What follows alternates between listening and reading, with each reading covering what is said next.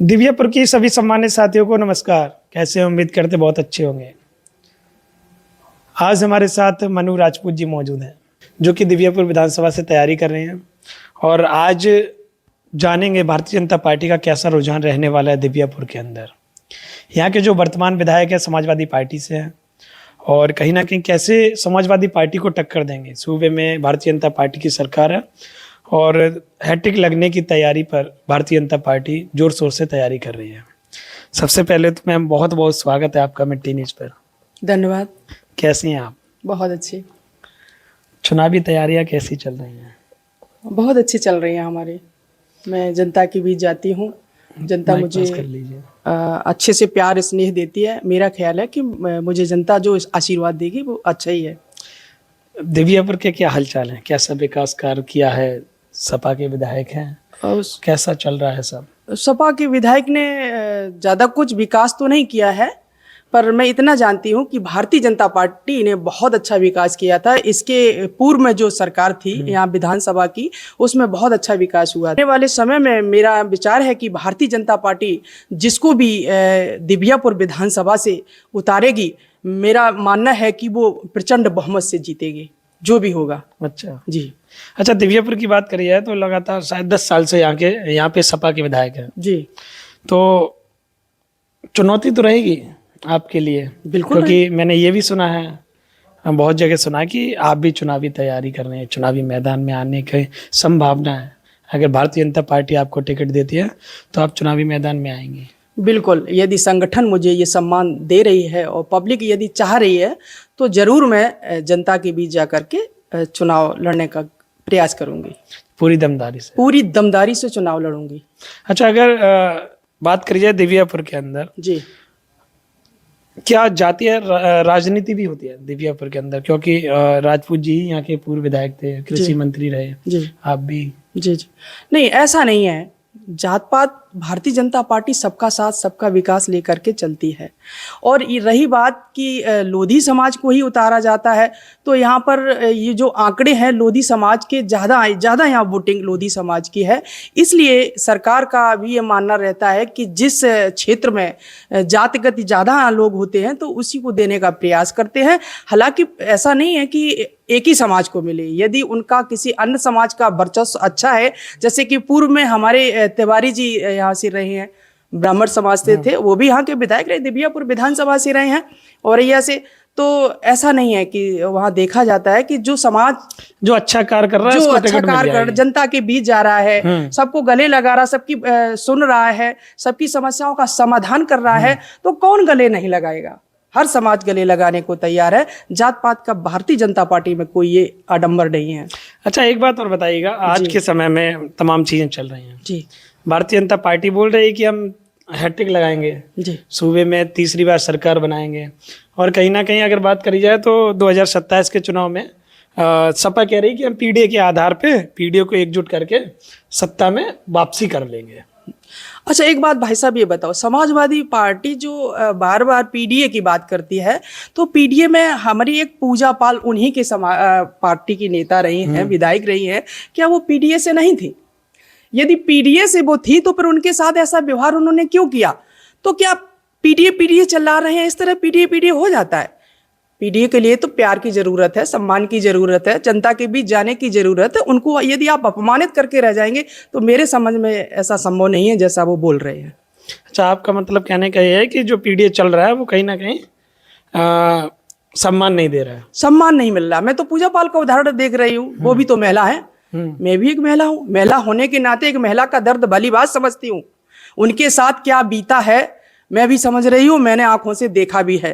तो मैं नहीं समझती कि समाजवादी पार्टी जो पीडीए का नारा लगा रही है, पीडीए केवल नारा ही नारा है, बाद बाकी खोखला है सब कुछ उनके लिए। अच्छा, योगी जी का अमृतकाल चल रहा है, कह रहे हैं कि अमृतकाल चल रहा है, 9 साल से ज्यादा हो गए हैं, तीसरी बार हैट्रिक लगाएंगे, तो योगी जी के बारे में क्या कहना चाह रही हो? उत्तर प्रदेश में क्या होने वाला है? बिल्कुल, मैं योगी जी के लिए तो उनको तो मैं एक संत के रूप में, भगवान के रूप में देखती हूँ। भगवान के रूप में? बिल्कुल मैं देखती हूँ, वो तो एक संत स्वरूप है। जो सर्व समाज के बारे में अच्छा सा विचार रखते हैं, अच्छा सा सोचते हैं। और आपने देखा होगा कि उन्होंने तो वो काम किया जो आज दिन तक की सरकार नहीं कर पाई।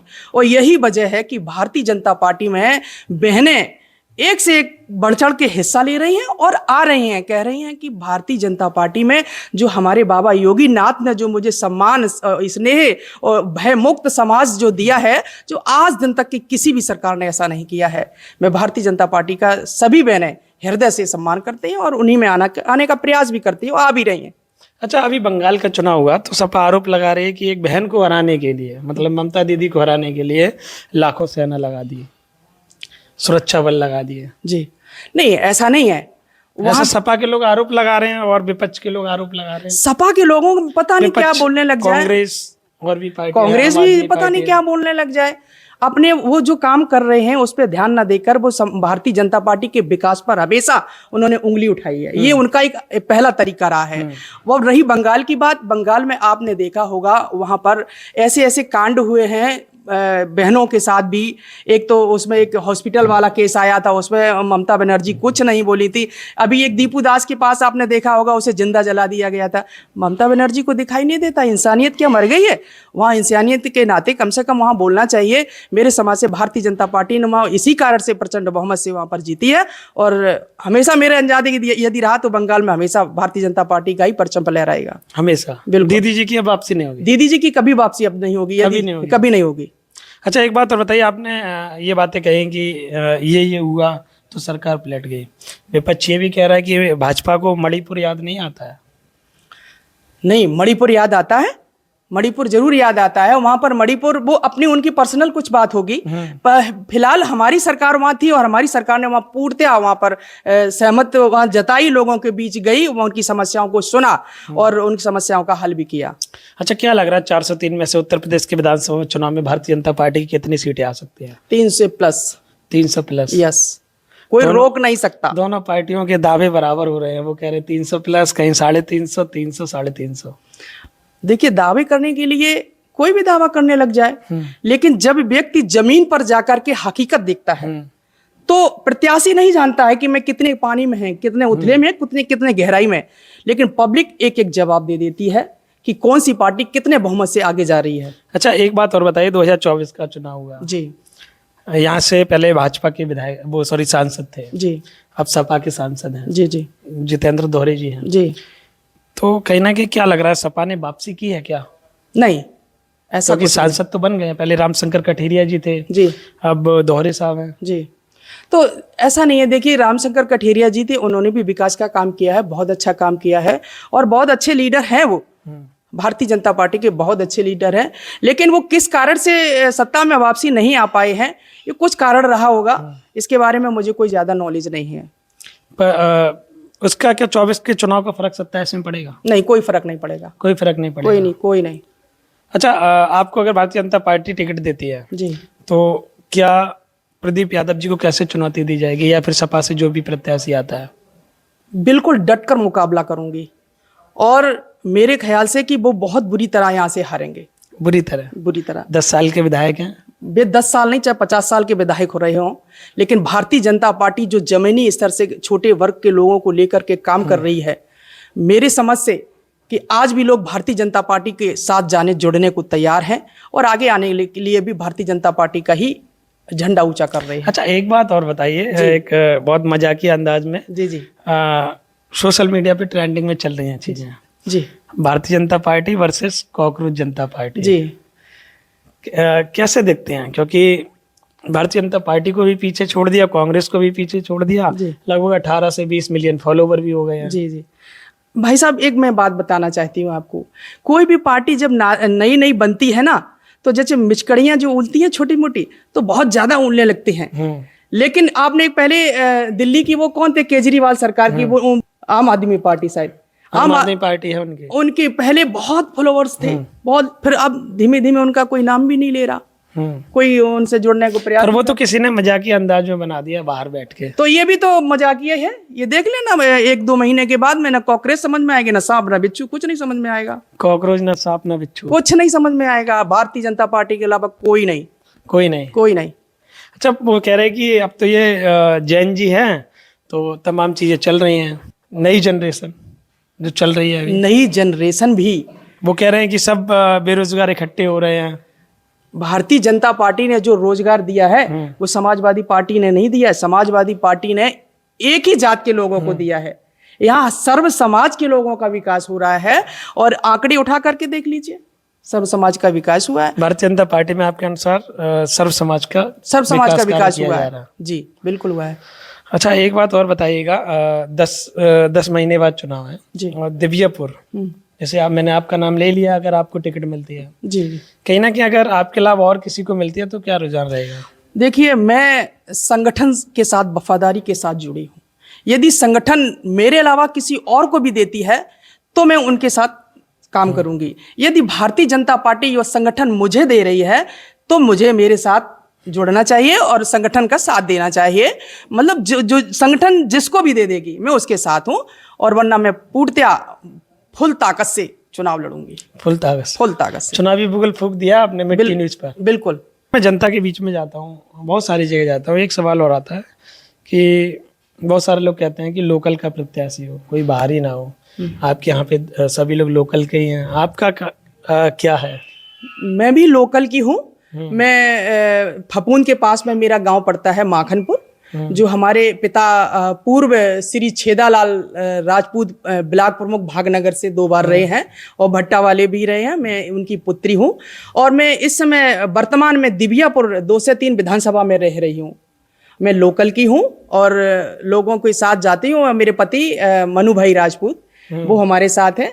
यही हम सब लोग। अच्छा, एक बात और बताइए, हाँ। लोगों की क्या समस्याएं रहती हैं? आप महिलाओं के बीच जाती होंगे जी, युवाओं के बीच जाती होंगी, बड़े बुजुर्गों के बीच जाती होंगी, जो कि आप समाज सेवा का कार्य कर रहे हैं, गांव-गांव जा रहे हैं, घूम रहे हैं, क्या क्या उनकी समस्याएं निकल के आती हैं और उनका कैसे समाधान किया जाता है भारतीय जनता पार्टी की तरफ से? भाई साहब, चूंकि दिव्यापुर विधानसभा में अभी हमारी मतलब विधायक जी नहीं है, अभी सपा के विधायक जी है। सरकार तो है, सरकार हमारी है, लेकिन वहाँ कई जगह हम गए हुए हैं तो उन्होंने गलियों का हमसे प्रस्ताव रखा कि मैडम हमारी गली खराब है, हमें आने जाने में दिक्कत हो रही है।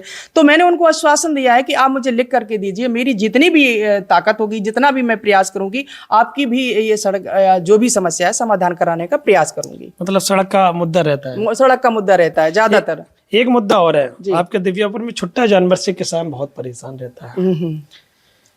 भाई साहब, छुट्टा जानवर से परेशान किसी जमाने में रहता था? नहीं, अभी भी मैंने बातचीत किया, आपकी दिव्यापुर में किसानों से बातचीत किया, वो अभी भी कह रहे हैं कि भाई साहब ये झूठ, ये विपक्षी वाले झूठ उड़ाते हैं। आम जनता अगर किसानों से बातचीत किया, हो सकता है कि कभी जानवर एक आधे आ जाते हो, लेकिन एक बताता हूँ, गाय भैंस है, छोड़ने वाले क्या सरकार है? छोड़ने वाले हम ही आप ही तो है। हम आप दूध धोकर पीकर पूरा सब खाकर पीकर उनको छोड़ दिया, तो ये गलत तो हम ही लोग करते हैं। तो हम लोगों को ये सुधार करना चाहिए कि कोई भी जानवर है तो इस तरह उसको खुला नहीं छोड़ना चाहिए। और यदि छोड़ने का आपका इरादा है तो हमारे योगी जी ने जगह जगह पर गौशाला बना रखी हैं, आप उन पर जाकर के वहां पर छोड़ दीजिए जाकर। लेकिन मेरा मानना है कि रास्ते में, मैं भी मान रही हूँ, किसी की किसान की फसल जुड़ी है और वो खा गई रात भर, किसी को 10 बीसे खेती है और खा गया, मैं उस चीज़ पर मैं ऐसी बात में सिंपैथी रखती हूँ किसानों के प्रति। मैं भी एक किसान की लड़की हूँ और किसानों की हर बात को भली बात समझती हूँ। अगर खुला जानवर इस तरह से चल रहा है, वो किसान परेशान है, तो मैं सिंपैथी पूर्णतः उनकी पर रखती हूँ, और सरकार जो कर रही है अच्छा कर रही है काम की। चलिए, तो आपने देखा मनु राजपूत जी से हमने सभी सवाल किए। आपको क्या लग रहा है 2027 के चुनाव के बारे में? क्योंकि 27 का चुनाव करीब है, चुनावी बुगल फूंक चुके हैं, जगह जगह पर लोग मीटिंग करने लगे हैं, रैलियां करने लगे हैं, और जो प्रत्याशी लोग हैं, विधायक लोग हैं, वो जनता के बीच में जाने लगे हैं। आप क्या सोच रहे हैं? कमेंट करके जरूर बताइएगा। 2027 के चुनाव में किसका माहौल रहने वाला है, किसकी सरकार बनने वाली है? क्या योगी जी हैट्रिक लगा पाएंगे या फिर अखिलेश जी की वापसी हो जाएगी? आप क्या सोच रहे हैं? कमेंट करके जरूर बताइएगा। बहुत बहुत धन्यवाद मैम, आपने कीमती समय दिया। थैंक यू भाई साहब, थैंक यू।